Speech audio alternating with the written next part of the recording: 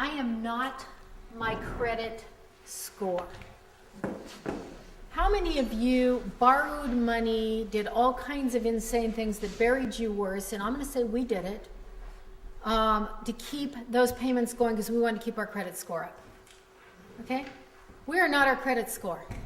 And I hope I leave you with nothing else, is that you are not your credit score. I am not my house.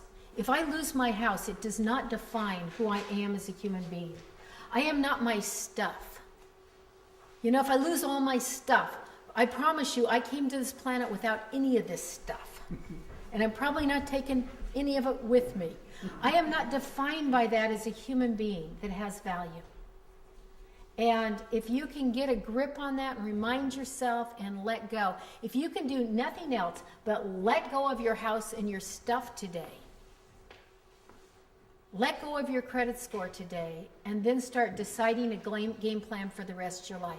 We realized on March 1st of 2009, when we didn't make those 4 payments, that our almost 800 credit score that we had slaved for was going to go away.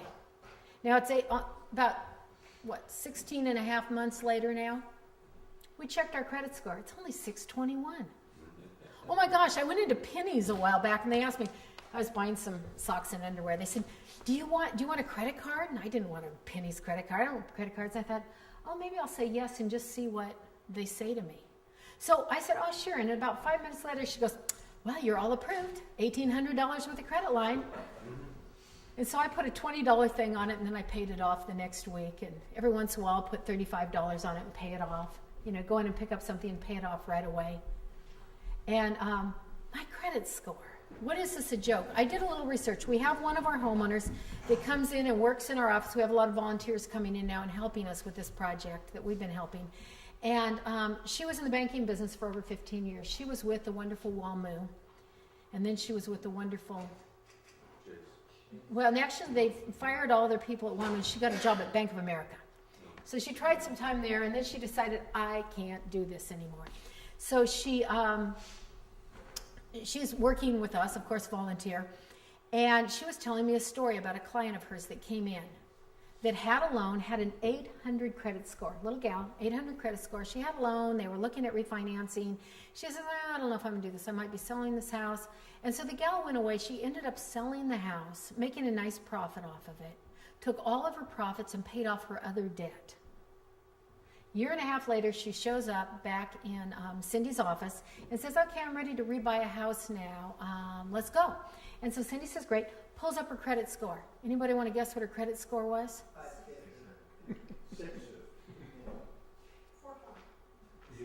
0. Because she had no debt for over a year. No debt. In the old days, you built credit score by having debt and paying it off, doing the right thing. I talk to people all the time, they say, oh, I just want to do the right thing. And I'll go, well, what's that?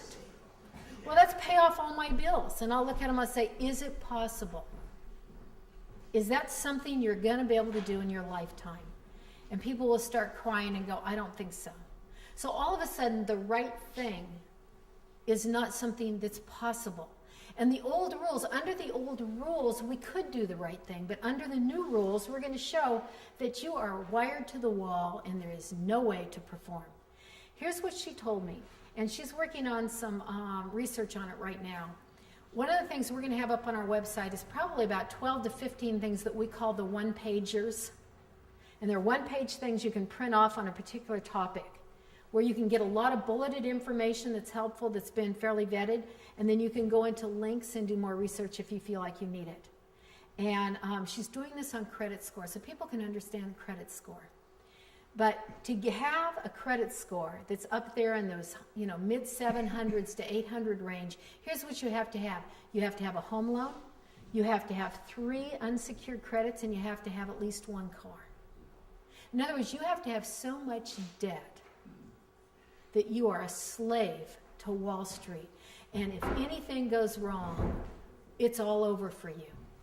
If you get a cut and pay, if you lose a job, if you get a medical bill that you hadn't planned on, anything can put you over the edge into bankruptcy. That's how you have to live your life to have that 750 to 800 credit score. How many of you now care about having a 750 to 800 credit score? How many of you really want those now? You know, you've got to be a slave. What is that? Okay, so question. Well, no, it was something, I talked to a banker in the 90s, and I asked her if she had a customer that had some cash and no debt, or a customer with a savings account and a lot of debt, which one was better? She said the savings account and A lot of debt. That's who they want, and we're going to show you what they do with your debt and what they do with your deposits.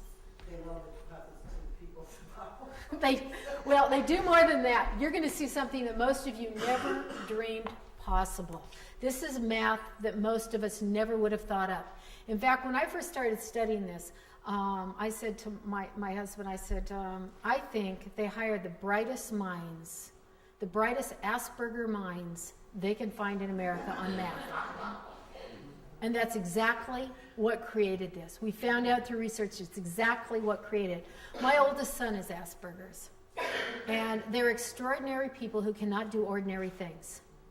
And they get tunnel vision, and they can do things most of us would never, ever be able to create or think of.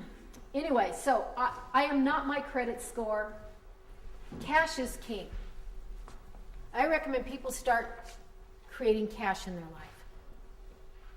Find a way to start saving money. If you aren't making your house payment and you have $100 left over at the end of basic expenses, please put it away, because you're going to need to get your life started, or you're going to need an attorney.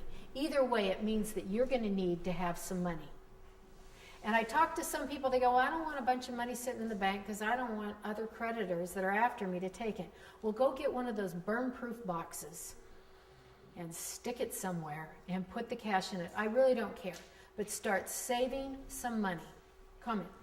What I did, Nancy, was rather than trying to keep cash, I went down and bought traveler's checks, because you can make copies of those. If you lose them, somebody steals them, you can walk out of the bank and you can get your money back. It's a good tip and idea. I created what I call a war wall. A war wall. Okay. A war wall. It's a coupon thing that I got for saving coupons. Uh-huh. And in every payday, I buy $1,700 worth of traveler's checks, put it in the war wallet, and put it down in our firewall now. Okay, and it's a good idea. And some of you may be so upside down you don't have much left over right now, but whatever you have. When we first hit bottom, we had nothing left over. But as we started getting back on our feet, we started having 100, 200, 500, 1,000, 1,500 a month. We had to get our pensions kicked in because we knew our business was gone. So Mark got Social Security started, got a pension going, I got a retirement thing going. It's not the money we used to live on, but it's enough to pay groceries, utilities.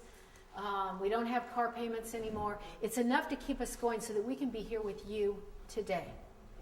And we do have extra money that we could be making toward a mortgage payment now, but our bank is gone.